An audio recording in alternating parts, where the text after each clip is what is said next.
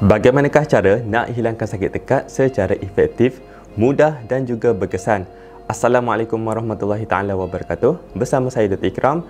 Pada video kali ini saya akan share cara dan tips untuk hilangkan sakit tekak secara berkesan.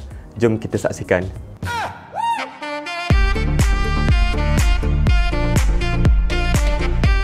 Terdapat beberapa tips dan juga ubat yang boleh digunakan untuk menghilangkan sakit tekak. Ia boleh dilakukan di rumah tanpa perlu berjumpa dengan doktor.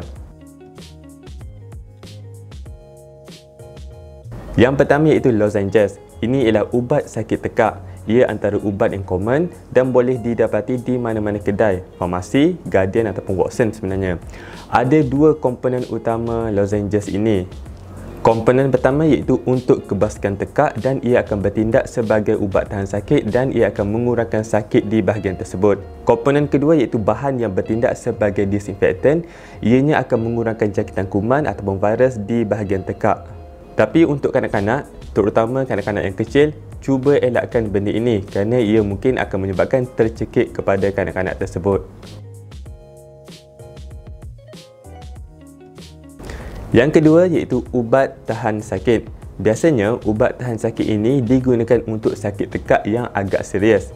Contohnya tonsillitis yang ada exudate ataupun tonsil yang radang teruk. Contoh penggunaan ubat tahan sakit ialah seperti paracetamol ataupun kategori ubat NSAID. Seterusnya yang ketiga iaitu penggunaan gagal iaitu ubat kumur.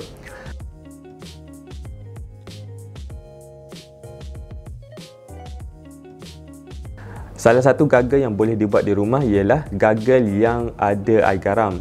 Cara nak buat dia senang sahaja. Campurkan 1 sudu besar garam ke dalam segelas air suam dan sudah siap.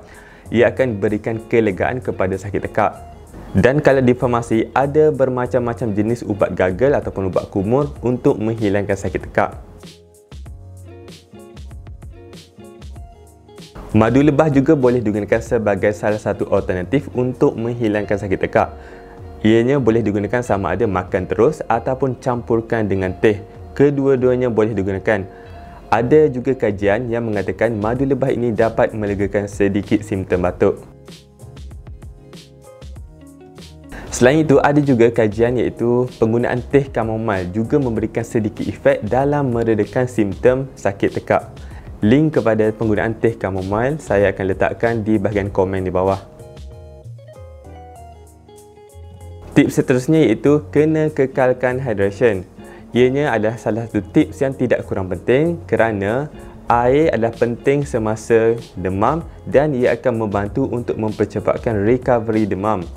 Sekiranya badan kita dehydrate ataupun kurang air, ia akan menyebabkan penghasilan air liur ataupun mukus di bahagian saluran pernafasan ini juga kurang. Seterusnya, ini akan menyebabkan sakit tekak senang untuk berlaku.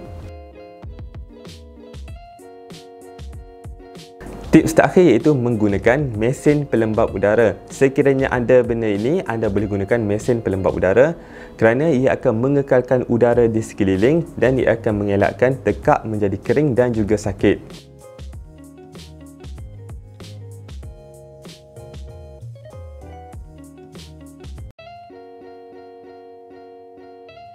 Saya rasa sekian sahajalah buat kali ini. Sekiranya anda rasa video ini bermanfaat dan berguna untuk anda boleh tekan like kepada video ini dan subscribe kepada channel ini.